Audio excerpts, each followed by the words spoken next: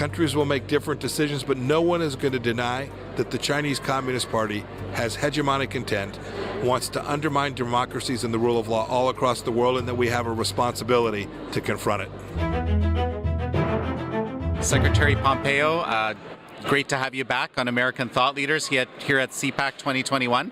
Thank you. It's great to be back with you. I had a great time when I was with you last. Absolutely. You know, we talked a lot about China. I thought we could have talked for another hour or something like this. Today, I was listening to your speech. You didn't talk that much about China. You were talking about America, mostly, about America first.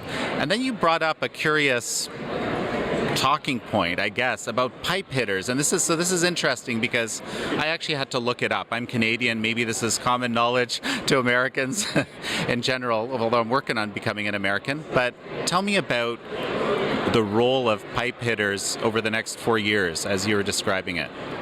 Well, I told the audience today that I needed each of them to be a pipe hitter wherever they were. It's a phrase that came from, I think I first picked it up from a CIA officer who I served alongside when I was the director. And I'd ask him about someone. I'd say, tell me about Mike or Al or Pete. And they'd say, sir, he's a pipe hitter. And what they meant, they meant that person got stuff done. That person was determined. They weren't going to let anything get in their way. They were going to do it right. They were going to achieve the outcome that was before them. And I wanted everybody at CPAC to know that I hope we'll all go be pipe hitters. And I talked about VFWs and at PTAs and at all these various American institutions where we all have to go get it done. This will be a testing 4 years. This administration that doesn't understand America first in the same way that we understand America first. And we all need to be everywhere we are, getting it done, making it happen, grinding along the way. And the idea of someone being a pipe hitter, working hard to peacefully execute on behalf of the United States of America, is something I think at the center of the conservative movement's success.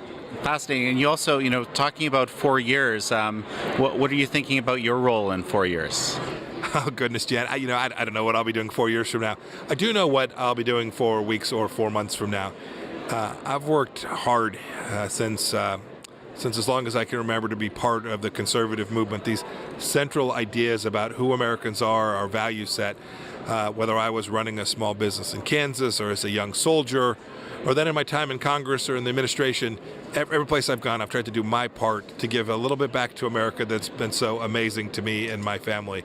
And so I'm not going to go away. I know that some people are happy about that. Some people, including the Chinese Communist Party, probably not quite as happy. But I continue to stay at it, to do my part to continue to make sure that the American dream stays alive.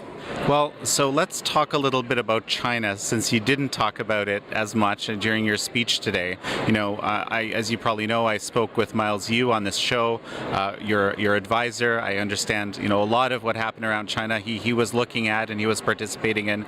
We talked about what aspects of the Trump and your administration's China policy are likely to stick.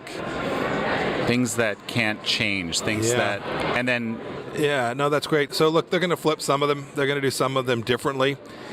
Jen, remember, for 40 plus years, Democrat or Republican, there was this idea of engage with China and things will get better. We saw that instead the Chinese Communist Party took advantage of that and trashed American jobs and destroyed so much of what we care about so deeply here in the United States. But pieces will remain. I think most importantly, I think we delivered to the world a fact set that is irrefutable. And whether that fact set is Huawei's efforts to get inside of our telecommunications infrastructure, whether that's a fact set about the failed promises to the people of Hong Kong or the denial of religious freedom for Christians and people all across China, whether it's the risk to Taiwan if the United States doesn't continue to support Taiwan's defense in the way that our administration did, or whether it's the declaration of genocide that I made. I think people can see those facts all across the world. Countries will make different decisions, but no one is going to deny that the Chinese Communist Party has hegemonic intent, wants to undermine democracies and the rule of law all across the world, and that we have a responsibility to confront it. So given everything you've said, and I do think that there's a preponderance of evidence of the nature that you describe right now, there is still a huge push to basically, I don't know, work hand in hand with the Chinese Communist Party, whether it's on Wall Street, whether it's with hedge funds, whether it's pharmaceutical industry. I mean, you name it. And in Europe, they want to do a trade deal. I mean, despite what we know is genocide. Yeah, the European trade deal was very disappointing to see them move forward with that. I hope it was just a first glancing blow, and ultimately they'll get it right. Yeah, look, there's a tremendous temptation just to say, gosh, I wish it wasn't so. I wish Xi Jinping wasn't someone who intended to ensure American decline. I wish that the Chinese Communist Party Politburo and leadership weren't so intent on hegemonic gains, but it's not the case.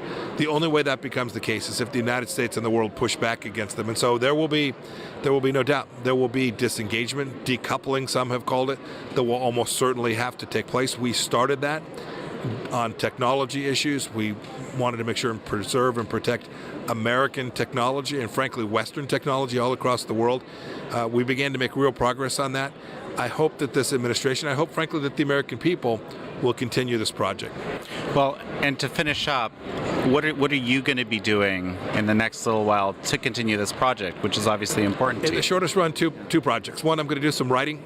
I want to make sure everybody understands the things we did and the things that I saw and the accomplishments that we achieved and what they suggest for American foreign policy going forward. And then second, I'm going to go out and work on behalf of conservative candidates all across America, trying to make sure that Nancy Pelosi isn't the Speaker of the House in 2022. I think that alone can help preserve and defend and secure American freedoms for an awfully long time. Well, Secretary Pompeo, great to have you on again. Yeah, it was wonderful to be with you. So long.